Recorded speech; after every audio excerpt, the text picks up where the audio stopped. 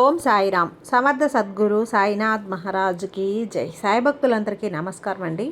మన బాబాగారి దయ వల్ల మనందరం బాగుండాలి, సంతోషంగా ఉండాలి అని చెప్పి మనస్ఫూర్తిగా కోరుకుంటూ ఈ రోజుటి వీడియో స్టార్ట్ చేస్తున్నాను ఫ్రెండ్స్.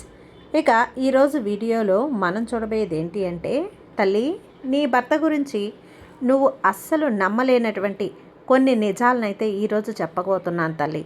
ఆ రహస్యాన్ని ఖచ్చితంగా నువ్వు వినాల్సిందే. నిర్లక్ష్యం చేస్తే ప్రమాదం. ఎందుకంటే మీ మధ్యలోకి మూడో వ్యక్తి వచ్చే ప్రమాదం అనేది ఉంది. ఆఖరి వరకు విను, అస్సలు భయపడకు. జాగ్రత్తగా వింటే పరిష్కార మార్గం అనేది కూడా నీ సాయిని నేనే చెబుతాను.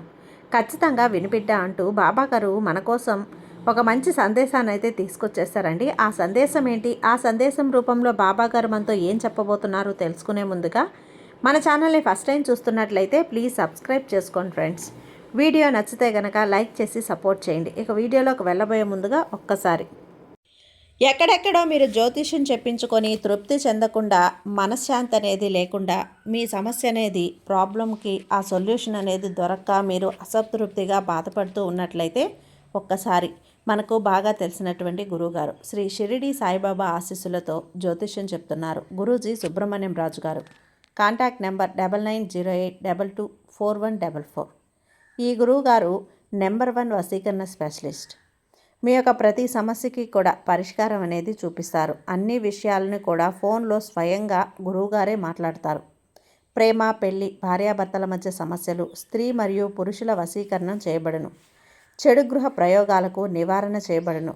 మీ యొక్క ఎటువంటి సమస్యనైనా సరే ఫోన్లోనే 24 గంటల్లో పరిష్కారం అనేది చూపిస్తారు. కాబట్టి నమ్మకంతో గురువుగారిని కాంటాక్ట్ అవ్వండి. మీరు ఎక్కడెక్కడో జ్యోతిష్యం చెప్పించుకొని అసంతృప్తి చెంది ఉంటే ఈ గురువుగారి దగ్గర ఒక్కసారి ఫోన్ చేసి మీ సమస్యకు పరిష్కారం అనేది తెలుసుకున్న తర్వాత మీ మనస్సు ప్రశాంతంగా ఉంటుంది.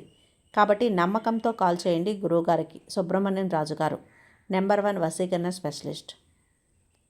Contact number 9908224144. ఇక వీడియోలోకి వచ్చేస్తే, తల్లి, నీ భర్త గురించి నీకే తెలియనటువంటి నమ్మలేని కొన్ని నగ్న సత్యాలను చెప్పబోతున్నాను. ఆఖరి వరకు విని ఈ సాయిని అర్థం చేసుకో, అపార్థం చేసుకోవద్దమ్మా. నీ బాబా ఏది చెప్పినా నీ కోసమే కదా, అది మంచిదే ఉంటుంది కదా. ఖచ్చితంగా నువ్వు వినే తీరాలి. నువ్వు కలలో కూడా నమ్మలేని రహస్యాన్ని ఈరోజు నేను నీకు చెప్పబోతున్నాను. మీ ఇద్దరి మధ్యలో నీకు తెలియకుండా మూడో వ్యక్తి ప్రవేశించబోతున్నాడు. దండం పెట్టి మరీ చెప్తున్నానమ్మా, నిర్లక్ష్యం వద్దు. ఆఖరి వరకు వింటే నీకే అర్థమవుతుంది. ఏదో తెలియని ఒక రహస్యం అనేది మీ మధ్యలో దాగి ఉంది. అది తెలుసుకొని జాగ్రత్త పడితే కనుక జీవితం అనేది మంచిగా మారుతుంది. లేదంటే ఎన్నో ఇబ్బందులు పడాల్సి వస్తుంది తల్లి. నువ్వు ఇప్పుడే ఆలోచించు. ఇబ్బందులు పడతావా లేదా జాగ్రత్త పడి నీ జీవితాన్ని, నువ్వు నీ కుటుంబాన్ని మంచిగా చూసుకుంటావా చెప్పు. నీ చేతుల్లోనే ఉంది కదా నీ కుటుంబం, నీ జీవితం కూడా ఉంది. మర్చిపోవద్దు బిడ్డ. దాన్ని నీ చేతులారా నువ్వే నాశనం చేసుకోకు. చక్కబెట్టుకో, జీవితాన్ని సరిచేసుకో, మంచిగా ఉంచుకో. జీవితంలో ఎన్నో ఇబ్బందులు పడితే ఆ తర్వాత బాధపడాల్సింది నువ్వే. అస్సలు నువ్వు మర్చిపోవద్దు తల్లి. నువ్వు ఎన్ని పూజలు, పునస్కారాలు, యజ్ఞాలు, యాగాలు చేసినా సరే నీకు కొద్దిగా కూడా ఇసుమంత కూడా ఫలితం అనేది ఉండదు అని చెప్పి ఇబ్బంది పడుతున్నావు కదా. మీ భార్యాభర్తల మధ్య గొడవలు ఉన్నాయని బాధపడుతున్నావు. బాబా, నేను ఎన్ని పూజలు చేసినా ఫలితం అనేది లేకుండా పోతుంది. ఎన్ని గుడులు, దేవాలయాలు తిరిగినా నాకు కొంచెం కూడా ఫలితం అనేది లేకుండా పోతుంది. నా బంధం ఎందుకు ఇలా మారుతున్నాడు? ఎందుకు నాపై ఇలా కక్ష కడుతున్నాడు? ఎందుకు మా జీవితంలో ఇన్ని కష్టాలు, సమస్యలు? వీటిని తీర్చుకోవటం ఎలా సాయి? చివరి ప్రయత్నంగా ఏదైనా సరే ఒక చిన్న మిరాకిల్ అనేది జరిపించండి. మా జీవితాన్ని మార్చి చూపించండి. ఎన్నిసార్లు నిన్ను అడిగాను. సరే, ఇక అందుకే నీ జీవితాన్ని మార్చడానికే, నీ జీవితంలో మార్పు తేవటానికే ఈ సందేశాన్ని నీ కోసంగా తీసుకొచ్చానమ్మా. అవును బిడ్డ, ఇలా చూడు. ప్రతి స్త్రీకి కూడా తమ యొక్క భర్త, తమ యొక్క కుటుంబం, తమ జీవితంలో జరిగే ప్రతిదీ కూడా తమ భార్యతోటి పంచుకోవాలని, అలాగే మంచైనా, చెడైనా, దుఃఖమైన, సంతోషమైన, చిన్నదైనా, పెద్దదైనా సరే, ఏదైనా సరే, నాకు నా భర్త ఉన్నాడు, నాకేంటిలే, నాకు ఏ దిగులు లేదు, నాకు అసలు ఆస్తులు అవసరం లేదు, డబ్బు అవసరం లేదు, కొండంత అండగా నా బంధం అనేది ఉండగా నాకు తోడుగా ఉంది. ఏం జరిగినా సరే నా వెన్నంటే ఉంటారు. నాకు వెన్ని ముక్కల ధైర్యాన్నిచ్చే నా భర్త నాకు తోడుగా ఉండగా నాకేం కావాలి అని చెప్పి ఆ స్త్రీ కోరుకుంటుంది. అలా అనుకోవటంలో నీ తప్పు లేదులేమ్మా. ఆ భర్త చాలా రకాలుగా సమస్యలు అనేటివి భార్య స్థానం ప్రేమను సంపాదించుకోవాలి. అలా కాకుండా నీ భర్త దానికి వ్యతిరేకంగా ఉన్నారు కదా, అదే కదా నీ బాధ. అదే కదా నువ్వు చాలాసార్లు కూడా నా మీద నా పాదాల దగ్గర పడి వెక్కి వెక్కి ఏడ్చావు, కన్నీటితో అభిషేకం చేశావు. నీ భర్తే నీ ఆలోచనలకు తగ్గట్టుగా ఉంటే, నీ ఆలోచనలు ఏవైతే ఉన్నాయో వాటికి తగ్గట్టుగా తను మసులుకుంటే తను నడుచుకోవటం లేదు అని చెప్పి, అలానే తనకున్నటువంటి కొన్ని చెడు వ్యసనాలు, అలాగే కొన్ని చెడు స్నేహాల వల్ల నిన్ను చులకనగా చూస్తున్నారని చెప్పి ఇంకా కూడా కొంతమంది కొన్ని మాటలు, చెప్పుడు మాటలు వినేసి నీ జీవితాన్ని నిన్ను నువ్వు ఇబ్బంది పెట్టుకుంటూ ఉన్నావు కదా. ఆ చెప్పుడు మాటల వల్ల నిన్ను నిర్లక్ష్యం చేసి నీ నోట్లో నుంచి ఏ మాట వచ్చినా సరే అలా అలుసుగా చులకనగా చూస్తున్నారు కదా. అసలు నిన్ను లెక్క చేయటం కూడా లేదు అని చెప్పి నువ్వు నోరు తెరిస్తే చాలు, అతను అడగకపోయినా కూడా సలహా ఇచ్చినప్పటికీ ఆ సలహాను చాలా వరకు కూడా తను నిర్లక్ష్యం చేసి నీ మాట నాకు అసలు ఎక్కే లేదు, అవసరమే లేదు అన్నట్లుగా చెప్పకనే చెప్తున్నాడు బిడ్డ. మీతో కన్నా కూడా ఎక్కువగా స్నేహితులతో, బయట వేరే వ్యక్తులతో సమయాన్ని గడుపుతున్నారని చెప్పి, అలా కాకుండా నాతో మాత్రం ఎందుకు ఈ సమయాన్ని గడపడం లేదు అని చెప్పి ఎన్నోసార్లు నువ్వు అడిగిన రోజులు ఉన్నాయి, కార్చిన కన్నీరు ఉన్నాయి.